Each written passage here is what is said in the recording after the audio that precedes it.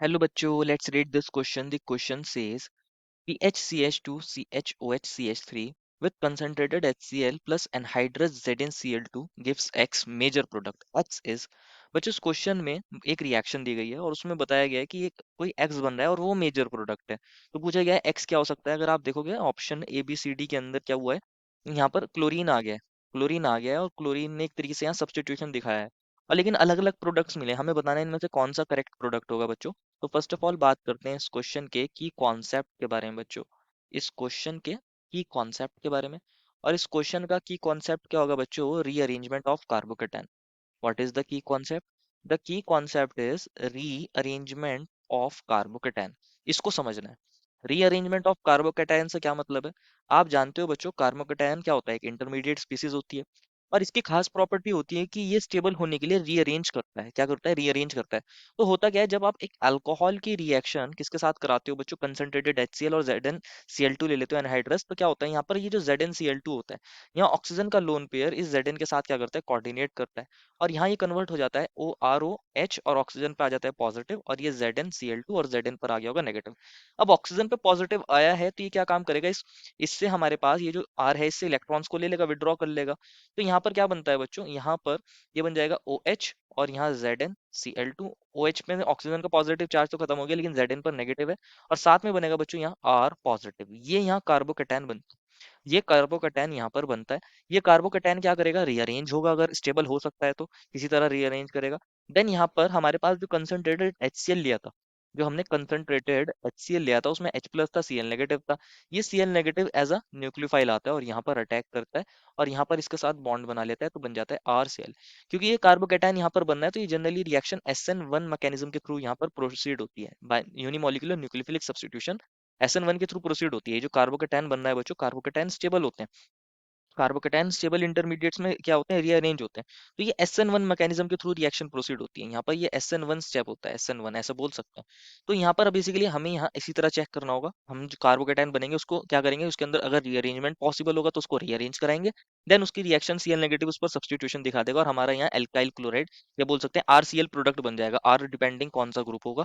तो हमें जो कंपाउंड गिवन है उसको लिखते हैं। हमें गिवन है पीएच, यहाँ CH है, यहाँ CH2 है, और यहाँ पर क्या है बच्चों, यहाँ पर इस तरीके से यहाँ CH3 है, यहाँ ये CH2 है, ये CH3 है, और यहाँ पर यहाँ क्या है बच्चों, यहाँ पर OH है। कौन है बच्चों? OH है। और यहाँ पर क्या मिला है, इसकी रिएक्शन किसके साथ करा रहे हैं, कंसंट्रेटेड HCl और एनहाइड्रस ZnCl2 के साथ।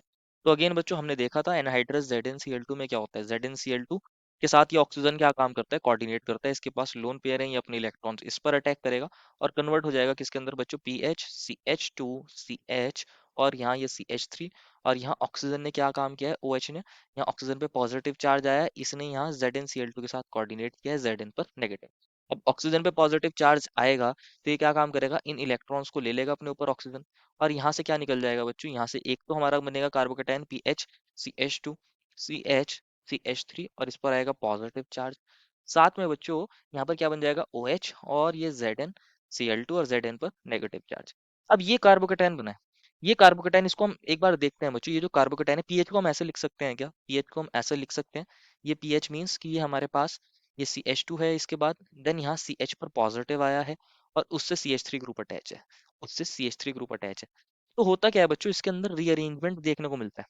इसके अंदर रीअरेंजमेंट देखने को मिलेगा, किस तरीके से देखने को मिलेगा और इसका रीजन भी समझेंगे। हमने देखा था कि स्टेबल होने के लिए कार्बोकेटाइन रीअरेंजमेंट करते हैं। यहाँ से ये जो हाइड्रोजन है, ये दोनों इलेक्ट्रॉन्स लेकर इस पोजीशन पर शिफ्ट हो जाएगा।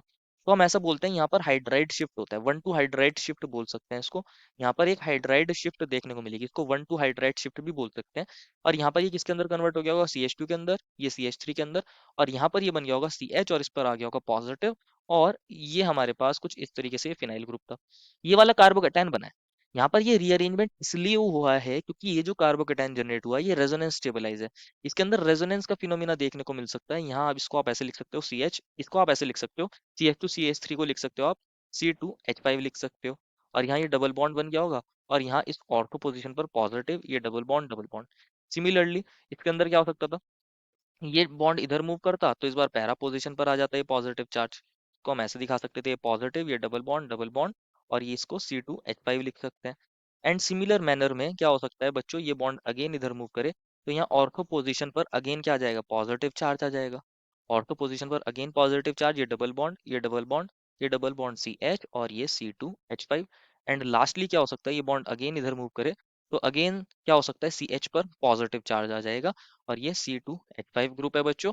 और यहाँ पर क्या हुआ है, बेसिकली ये रेजोनेंस स्टेबलाइज कार्बोकेटाइन जनरेट हुआ है। तो रीअरेंजमेंट का रीजन क्या है कि जो नया कार्बोकेटाइन बना है बच्चों, ये रेजोनेंस स्टेबलाइज है। कैसा है बच्चों, रेजोनेंस स्टेबलाइज है, और रेजोनेंस की वजह से स्टेबिलिटी बहुत ज्यादा बढ़ जाती है। पहले जो आपके पास ये जो कार्बोकेटाइन था, ये जो कार्बोकेटाइन जनरेट हुआ था बच्चों, जो हमने ये पीछे देखा था, ये जो बना है, इसके अंदर ये सी एच पॉजिटिव, ये सेकेंडरी कार्बोकेटाइन है। यहाँ सी एच टू ग्रुप और सी एच थ्री ग्रुप क्या कर रहे होंगे, प्लस आई इफेक्ट लगा रहे होंगे, हाइपर कॉन्जुगेशन से इसको स्टेबलाइज करने की कोशिश कर रहे होंगे, लेकिन कंपैरेटिवली वीकर इफेक्ट है। लेकिन जो अब ये नया कार्बोकेटाइन बन गया है रीअरेंजमेंट के बाद, ये वाला कार्बोकेटाइन, इसके अंदर क्या है, बेसिकली ये रेजोनेंस स्टेबलाइज है, तो ये रीअरेंज हो जाएगा, ये नया कार्बोकेटाइन बन जाएगा। अब जो ये नया कार्बोकेटाइन बना था बच्चों, इस पर क्या आएगा, Cl नेगेटिव आएगा, अटैक करेगा इस पर Cl नेगेटिव, और क्या बना लेगा, इसको हम ऐसे लिख सकते हैं, जब इस पर Cl नेगेटिव अटैक करेगा तो ये Cl आ जाएगा, यहाँ ये C2H5 है, C2H5, और यहाँ ये कौन था बच्चों, बेंजीन रिंग था, या पीएच ग्रुप लिख सकते हैं, पीएच लिख सकते हैं बेंजीन ग्रुप को, या फिनाइल ग्रुप को पीएच लिख सकते हैं। इसको हम अगेन लिखते हैं, हमारा प्रोडक्ट जो बनेगा मेन, वो बनेगा ये पीएच सी एच, और इस पर आ गया होगा क्लोरीन, और यहाँ C2H5 था, इसको हम लिख सकते हैं CH2CH3। तो यही हमारा मेजर प्रोडक्ट है, क्योंकि मेजर प्रोडक्ट मींस कि जो मोर स्टेबल कार्बोकेटाइन के थ्रू रिएक्शन प्रोसीड करेगी वही तो मेजर प्रोडक्ट देगी। तो यही हमारा मेजर प्रोडक्ट होगा, क्योंकि ये मोर स्टेबल कार्बोकेटाइन के थ्रू प्रोसीड किया है। तो ये अपने ऑप्शन में चेक करना है, कहाँ बनाया, कहाँ बनाया, ऑप्शन नंबर बी में बनाया। ऑप्शन बी में ये दिया है, ऑप्शन ए में तो नहीं दिया है। ऑप्शन ए से तो लेस स्टेबल प्रोडक्ट बनेगा, ऑप्शन सी में भी गलत दिया है, एंड ऑप्शन डी में भी ये प्रोडक्ट मेजर नहीं था। तो ए सी डी गलत हो जाएंगे, बी करेक्ट हो जाएगा। Therefore final answer is option number B. I hope you understood it well and best of luck.